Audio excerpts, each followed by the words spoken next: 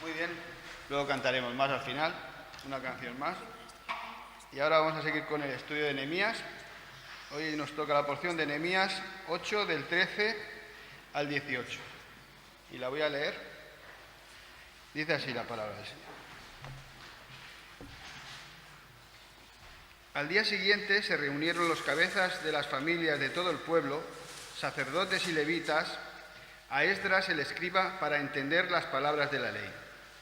Y hallaron escrito en la ley que Jehová había mandado por mano de Moisés que habitasen los hijos de Israel en tabernáculos en la fiesta solemne del mes séptimo, y que hiciesen saber y pasar pregón por todas sus ciudades y por Jerusalén, diciendo: salid al monte y traed ramas de olivo silvestre, de arrayán, de palmeras y de todo árbol frondoso para hacer tabernáculos, como está escrito.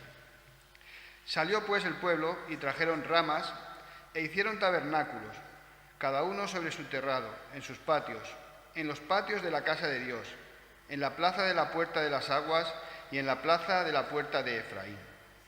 Y toda la congregación que volvió de la cautividad hizo tabernáculos, y en tabernáculos habitó, porque desde los días de Josué, hijo de Nun, hasta aquel día no habían hecho así los hijos de Israel. Y hubo alegría muy grande. Y leyó Esdras en el libro de la ley de Dios cada día, desde el primer día hasta el último. E hicieron la fiesta solemne por 7 días, y el 8º día fue de solemne asamblea según el rito. Que el Señor bendiga su palabra. Y ahora será Marcelo el que tenga la palabra.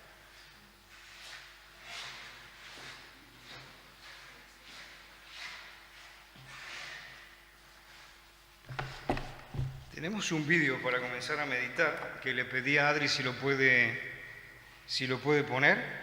¿Podrías ponerlo, Adri?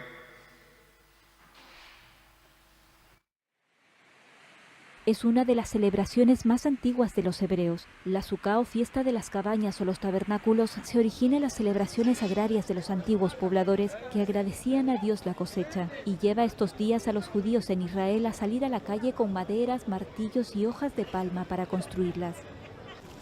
La festividad, entre otras cosas, recuerda la precariedad de la vida del pueblo judío. La tradición de la Suká empezó después de la destrucción del segundo templo, un acontecimiento traumático con el que los judíos enfrentaron la transitoriedad de la vida, por lo que la cabaña es el símbolo de la casa temporal. La ley judía indica que justo después del ayuno de Yom Kippur, o día de la expiación, deben empezar las construcciones de la Suká.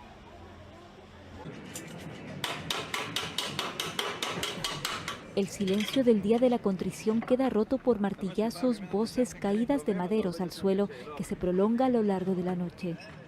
La idea de la fiesta, que dura 7 días, es pasar el mayor tiempo posible dentro de la Suká, lo cual es un mandamiento y una bendición. Allí deben estar 4 elementos imprescindibles, como explica Jenny Yechiele, cuyos nietos construyeron su Suká. Las 4 especies son la palma, el mirto, el sauce y el etrog. La tradición dice que se debe desayunar, comer, cenar y hasta merendar bajo la Suká. También se recibe a huéspedes y por la noche se contemplan las estrellas a través de las hojas de palma que en las cabañas forman el tejado.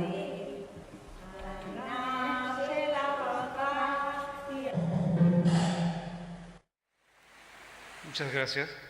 Bueno, empezamos a introducir nuestra meditación con esta noticia que nos da la pauta de la efectividad de la predicación de la Escritura, ¿no? Cuando el otro día Marisa nos explicó que después de tantos años el pueblo, ya que tenían reconstruida la muralla de Jerusalén, y el pastor también nos decía cuando estaba meditando sobre Nehemías, que el Señor, una vez que se terminó esta muralla, comienza una reconstrucción espiritual del pueblo. Y entonces, un paso fundamental para esta reconstrucción espiritual, para este avivamiento que vuelve a tener el pueblo de Israel, es esta exposición ante las Escrituras del pueblo. Y aquí, como vemos en esta noticia, se ve que el pueblo de Israel tomó conciencia, ¿no?, de la importancia que tenía recordar lo que el Señor ya en el Pentateuco les había mandado a ellos, de que tenían que celebrar estas fiestas solemnes. Una de ellas era los tabernáculos, y que bueno, era un poco con el espíritu de que el pueblo no se olvidara de que el Señor, en medio de la tribulación, en medio del desierto, en medio de la precariedad que estuvieron, siempre su presencia les acompañó. Pero claro, habían pasado 1000 años desde el tiempo del exilio hasta que están volviendo de nuevo a Jerusalén, y ellos se habían olvidado de estas fiestas solemnes. Y entonces, a través del retorno a la Escritura, a través de este maestro que el Señor había puesto allí en medio de ellos, que es Esdras, ellos comienzan a retomar todo ese legado que tenían, todo ese bagaje que había quedado perdido de la memoria.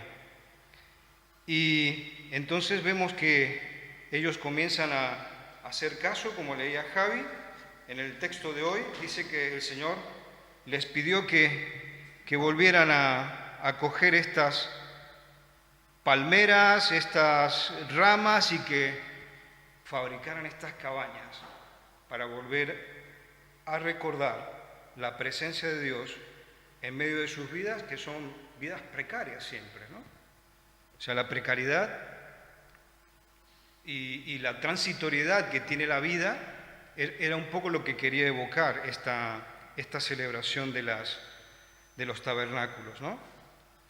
Y aparte de eso también, nuestro texto de hoy nos lleva a meditar sobre la importancia del discernimiento para nosotros los discípulos de Jesús. Porque, como explicaba Marisa en la vez anterior, ellos estuvieron durante todo un día completo, una jornada intensa, expuestos allí ante Esdras, que les explicaba y les enseñaba la Escritura. Pero claro, notamos que aquí en lo que estamos considerando hoy, ellos habían recibido un mensaje informativo, primeramente.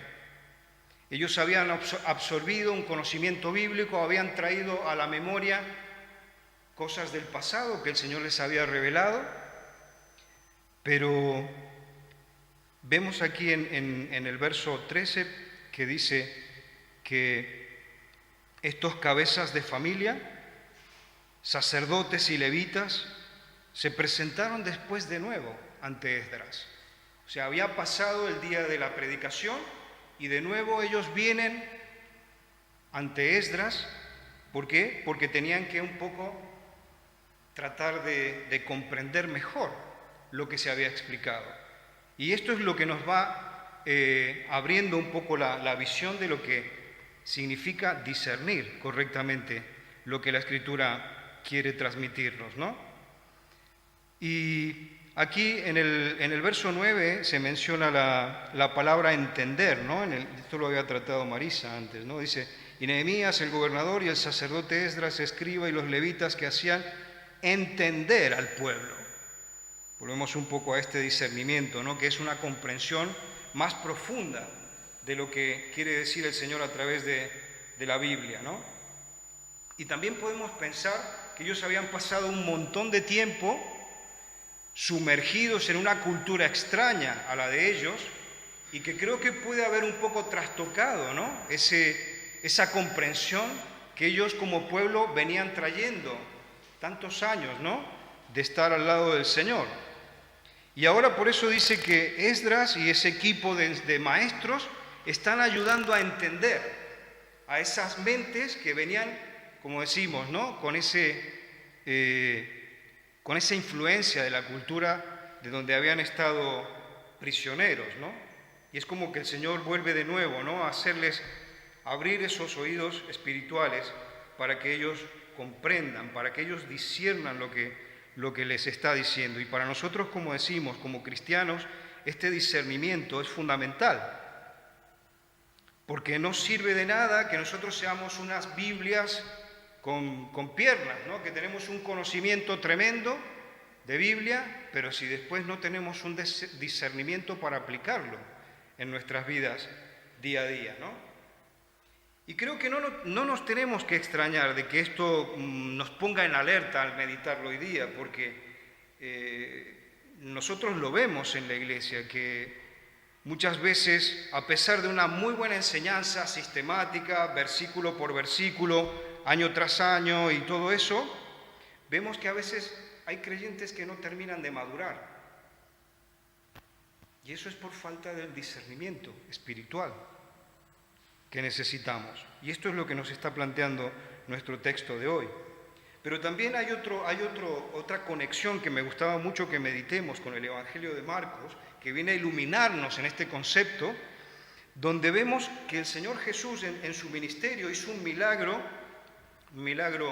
tremendo, que fue cuando con unos pocos panes y peces los multiplicó para dar de comer a una multitud de 5,000 personas. Y sin embargo, lo que nos dice Marcos en el Evangelio, de que no se entendió bien, inclusive ese milagro tan tremendo que tenían ante la vista los discípulos, ¿no?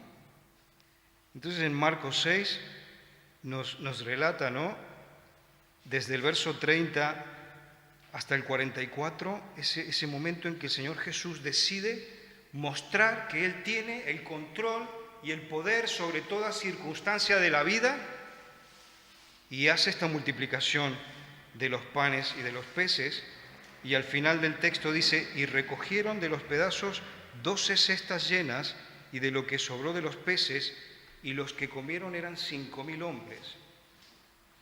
Pero continúa el relato de Marcos, y nos cuenta Marcos de que el Señor les encarga, dice en el verso 45 en adelante, dice, enseguida hizo a sus discípulos entrar en la barca e ir delante de él a Betsaida, en la otra ribera, entre tanto que él despedía a la multitud. Y después que los hubo despedido, se fue al monte a orar. Y al venir la noche, la barca estaba en medio del mar y él solo en tierra. El Señor Jesús se había quedado allí y les había dicho, avancen, yo voy a ir después de ustedes. Y viéndoles remar con gran fatiga, dice Marcos, porque el viento les era contrario, cerca de la cuarta vigilia de la noche vino a ellos andando sobre el mar y quería adelantárseles. Viéndole ellos andar sobre el mar, pensaron que era un fantasma y gritaron, porque todos le veían y se turbaron. Pero enseguida habló con ellos y les dijo, tened ánimo, yo soy, no temáis.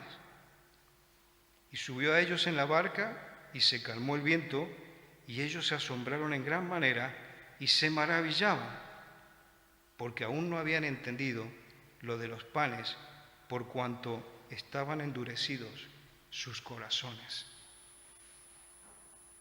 ¿No? Habían visto una enseñanza magistral de Cristo, haciendo algo que nadie había hecho, y sin embargo no se había comprendido lo que Él había querido transmitir. Y Marcos dice aquí, porque sus corazones estaban endurecidos, no discernían lo que el Señor había querido enseñar. Y es lo que nos está diciendo hoy también Nehemías, que la gente necesitaba aprender lo que hay en el trasfondo, en la profundidad, en la base de la enseñanza que se nos da en el pueblo de Dios. ¿Habían contemplado lo que Cristo había hecho? Sí, habían sido testigos de cómo el Señor les pidió esos pocos panes y peces. Habían oído la palabra del Señor de que Él era el pan de la vida. Claro que lo habían entendido, lo habían escuchado perfectamente. Pero ¿qué pasaba? No había un discernimiento de lo que el Señor era y de lo que quería enseñarles. Creo que, como decimos, es una virtud que necesitamos cultivar más, necesitamos mejorar más en esto de discernir la Escritura, su enseñanza y cómo aplicarla a nuestra vida. Y ahora vamos a ver tres pasos, creo que podríamos decir, sobre cómo Nehemías aquí nos explica que tenemos que alcanzar ese discernimiento. Y creo que el primer paso es que tenemos que ser pacientes, porque llegar a discernir las cosas en el Señor lleva tiempo, no es algo que sea automático. Quizá esto también para los más jóvenes es una llamada de atención, ¿no? De que a veces con la juventud no no discernimos de la misma manera, aunque David, por ejemplo, en el Salmo 119:100, dice un poquito algo diferente, porque él dice que no es necesario que sea un viejo, dice David, para que yo sea sabio, porque tu palabra, ¿no?, hace la diferencia en mi vida. Pero claro, tenemos que comprender de que no es solamente por ese conocimiento bíblico que está hablando David, sino por esa comprensión profunda que necesitamos tener como discípulos de Jesús, ¿no? Y aquí en el verso 13, ¿no?, del capítulo 8, dice que Nehemías y toda esa gente que estaba allí volvieron de nuevo, ¿no?, a exponerse ante Esdras para darle vuelta a lo que se había tratado, para, como me dice Manuel siempre, para rumiarlo, ¿no?, para cocerlo y para tratar de que eso realmente pueda tomar la dimensión que el Señor quiere para nosotros y que pueda calar en nuestro corazón. El segundo paso que nos está diciendo nuestro texto de hoy es que no es que solo se necesita tiempo para lograr discernimiento, sino que se necesita ir a la persona correcta.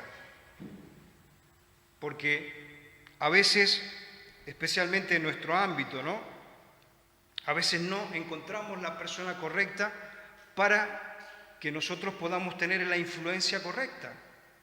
Y aquí vemos que, por ejemplo, este grupo de gente se dirigió de nuevo a Esdras. No se dirigió a Nehemías, y Nehemías era el líder que estaba ahí con la batuta llevando todo adelante. Sin embargo, vemos también que Nehemías da un paso hacia el costado y deja que Esdras tome la función de enseñar. Entonces creo que este paso es importante también, ¿no? Como tenemos que buscar el discernimiento encontrando al hermano más maduro. A veces no quiere decir que sea un hermano mayor que tú, a veces puede ser un hermano más joven, ¿no? Pero es interesante también, por ejemplo, yo ahora que estamos en toda esta dinámica de aprender y todo lo que estamos viviendo como iglesia, a veces también veo a Manuel que él, por ejemplo, se acerca y pregunta a los hermanos y busca y trata de entender, y creo que eso es importante que lo observemos, porque él es una forma que tiene de buscar un discernimiento de lo que somos nosotros como iglesia, como cuerpo local de creyentes. Y entonces todos tenemos que aplicarlo, ¿no? Lo dice la Escritura, lo vemos que lo hace nuestro pastor, y creo que todos tenemos que animarnos, de motivarnos unos con otros y de buscar, ¿no?, ese discernimiento en el hermano que, como digo, a veces no es necesario que sea un hermano mayor que tú. Yo a veces, por ejemplo, el otro día estábamos en la Masía compartiendo juntos y disfrutaba mucho escucharlo a David, por ejemplo, que es mucho más joven que yo, pero el Señor me bendecía mucho escucharle tratar ciertos temas o compartir algo, por ejemplo, en el diálogo de grupo que teníamos. O muchas otras veces también me ha pasado con Marc, que Marc ha sido un niño cuando lo he conocido y ahora, bueno, él comparte en el Señor, nos edifica también, a veces se equivoca, pero a veces también tiene cosas muy importantes que nos aporta. Pero como todos, yo también tengo mis puntos fuertes, mis puntos débiles, pero entre todos tenemos que buscar esa edificación en el Señor, ese discernimiento que en la diversidad del cuerpo el Señor está poniendo, y nosotros simplemente tenemos que estar abiertos. Y voy al tercer punto que nos habla Nehemías, y creo que nos habla de la actitud.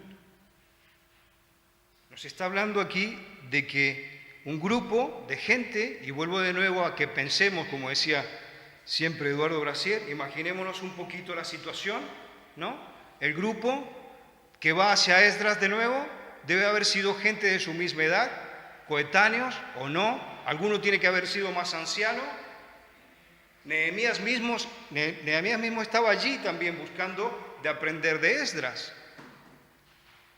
Y sin embargo no se le caían los anillos, ¿no? Y estaba allí tratando de aprender. Entonces notamos que la actitud adecuada y correcta para ponernos en discusión es muy importante. A veces pasan años y notamos que hay creyentes que siguen siempre, inclusive yo a veces escucho, no, pero yo soy así, entonces El pastor a veces lo ha dicho con otras anécdotas, ¿no? Que él ha estado predicando y hay hermanos que dicen, no, pero eso no, conmigo no, por más que lo diga el que lo diga, ¿no? Si nosotros somos como esos caballos con los paraojos, entonces no permitimos que el Señor nos abra la visión y pueda transformarnos, renovarnos y aplicar lo que el Evangelio, la Escritura quiere, que es transformarnos con los valores de Dios, los valores de Jesús, para que la persona de Cristo sea formada en nosotros. Entonces la actitud marca la diferencia. ¿Cómo reaccionamos? Es la definición de la actitud. O sea, cómo se ordenan mis pensamientos, mis emociones, cómo reacciono ante una situación, ante una enseñanza específica. Eso es la actitud. Y si nosotros tenemos una actitud como, bueno, puede ser malsana, ¿no? En el sentido pasota, pasiva, como digo, ¿no? Con los paraojos, y no dejo que eso cale en mi corazón, en mi mente, entonces es una actitud obtusa, cerrada, que no permite al Señor que haga la obra en mí.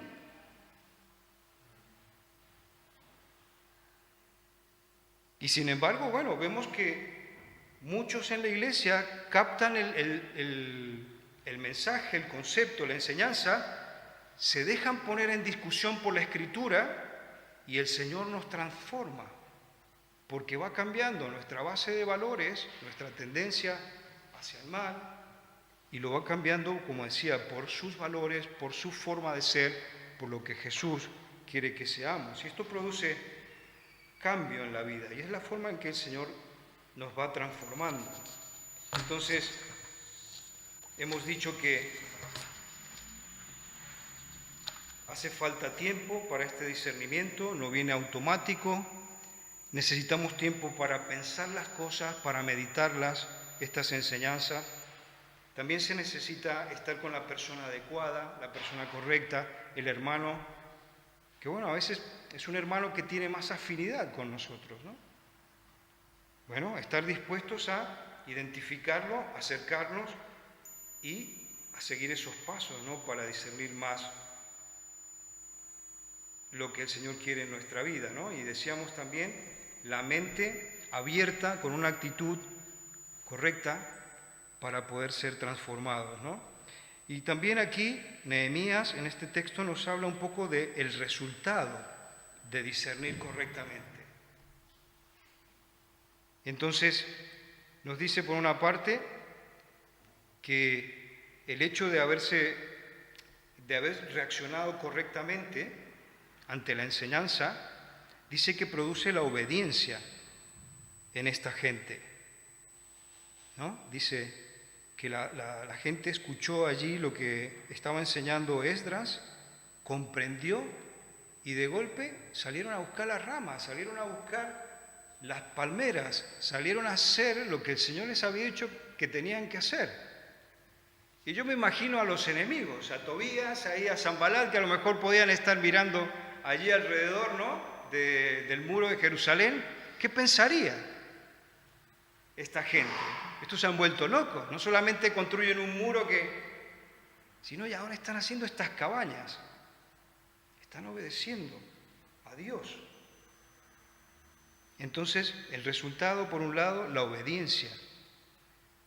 Y por otro lado, creo que otro elemento que es interesante es el gozo del cual nos habla aquí Nehemías, ¿no? Porque dice que cuando ellos obedecieron, nos dice que el Señor les dio gran alegría. Verso 17, al final dice, y hubo alegría muy grande, ¿no? Un poquito antes habíamos leído también en el otro estudio ese gozo que viene del Señor, ¿no? Y que se transforma en la fortaleza, en ese castillo que nosotros necesitamos para estar serenos, seguros, en medio de las tormentas, ¿no? Y esta obediencia de la cual nos está hablando aquí, Nehemías dice que produjo esa alegría, ¿no? No se trata de una alegría pasajera, se trata de una alegría profunda que inclusive permanece en medio del valle de la sombra. ¿no?, que a veces nos toca atravesar, como decía David, que es real, ¿no? Creo que estamos cubriendo un poco lo que quería compartir y terminar simplemente diciendo que a veces también, ¿no?, siempre está esa tentación de que vemos alrededor mucha gente que hace lo malo y que tienen como un bienestar pasajero, obtienen muchos beneficios, dinero, posesiones y cosas así que parecen que son un poco buenas, ¿no?, para la gente, pero después también vemos que este tipo de felicidad así superficial, pasajera, materialista, no es realmente genuina, porque vemos que muchas de estas personas se terminan suicidando, se terminan dejando llevar por drogas, por un montón de cosas que nos dan a entender de que no es lo correcto, ¿no? Como nos está diciendo aquí este texto, de que cuando ellos encuentran la obediencia es como que encajan todas las piezas y entonces encuentran el sentido de la vida. ¿Por qué? Porque han conectado con el propósito que el Señor le ha dado a esa persona, ¿no? Entonces creo que es bueno que pare en este momento, que deje tiempo también para que reaccionemos ante esto. En oraciones, quizás las primeras oraciones, Javi, que podamos orar por esto para que el Señor nos ayude, porque esto no es fácil y por más que a veces el Señor nos lo da tantas veces, porque es un tema que viene casi siempre predicado, pero bueno, si es así es porque el Señor tiene cosas que decirnos, ¿no? Así que yo paro aquí y comenzamos el tiempo de oración, reaccionando ante la meditación y después con lo que el Señor guía a Javi que tenemos que orar.